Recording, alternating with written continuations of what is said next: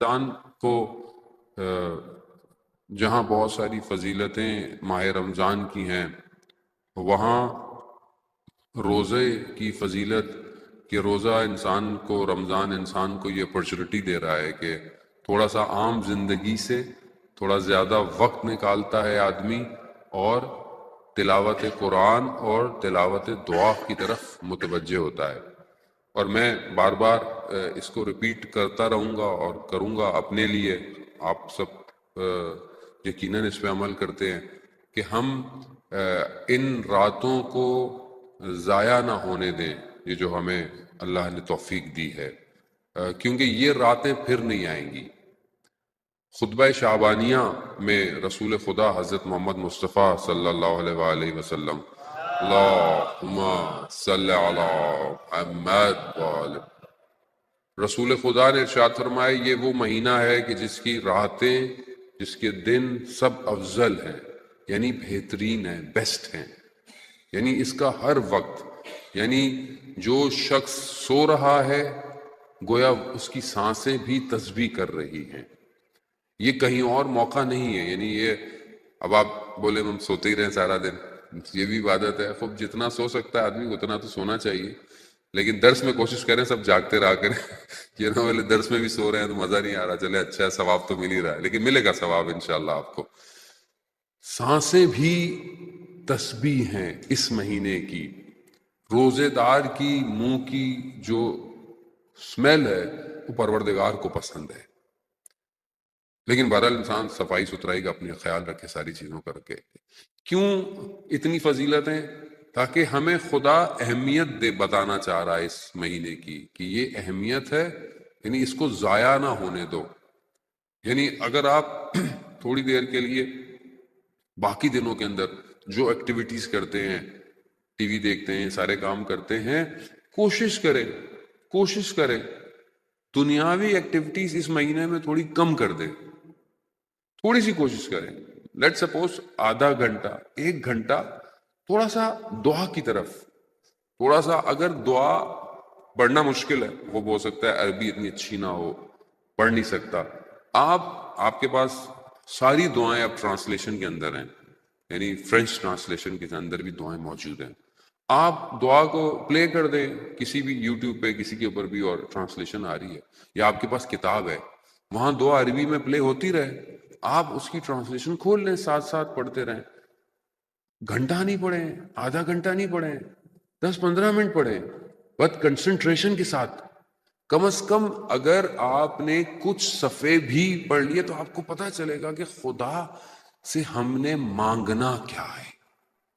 اللہم انی اسألک ببہائک، یعنی جو دعائے سحر ہے وہ چھوٹی سی ہے لیکن وہ کتنی بہترین دعا ہے کہ اس میں انسان خدا سے سوال کر رہا ہے کہ تیری اس عظمت کا، تیری اس رحمت کا، تیری اس کا میں تجھ سے سوال کرتا ہوں، میں تجھ سے سوال کرتا ہوں، میں تجھ سے مانگتا ہوں، مگر کیا مانگتا ہے یہ نہیں کہہ رہا۔ عجیب دعا ہے، یعنی اس کی عظمتیں، خدا تیری یہ عظمت ہے، تو رحمان ہے، تو رحیم ہے، تو عظیم ہے، تو کریم ہے، میں کچھ نہیں مانگتا۔ خب یہ بھی ایک طریقہ ہے خدا کو مخاطب کرنے کا کہ مثلا آپ کبھی میرے پاس آئیں، السلام علیکم مولانا صاحب، خیریت سے ہیں؟ ٹھیک ہے، میں بولوں گا جی فرمائیے، کہنا نہیں مولانا صاحب میں سوال نہیں پوچھنا چاہ رہا، میں تو ایسی سلام کرنے آیا تھا۔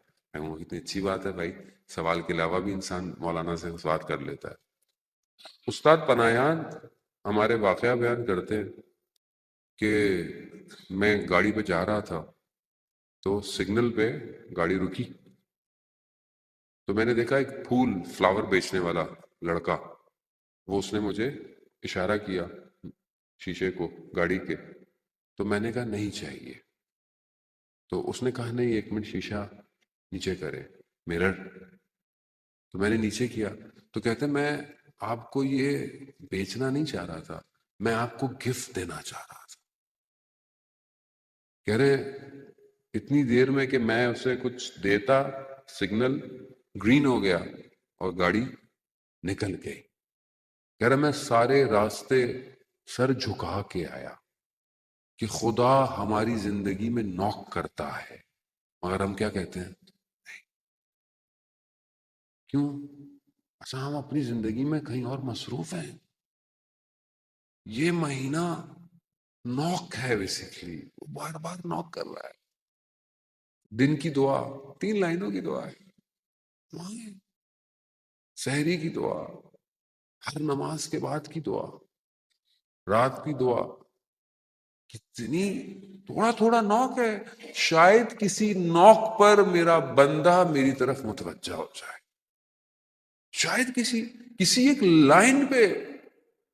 کتنے بڑے بڑے علماء ایک ایک لائن پر کئی کئی گھنٹے بیٹھ کر سوچتے رہتے تھے کہ کیا طریقہ ہے کہ پروردگار اگر تو نے مجھے عزت نہ دی تو مجھے تو کوئی اور عزت دے ہی نہیں سکتا، اور تیرا کتنا شکر کروں کہ تو نے مجھے پروردگار غیر کی ڈپینڈنسی سے ہٹا کر اپنا محتاج بنایا.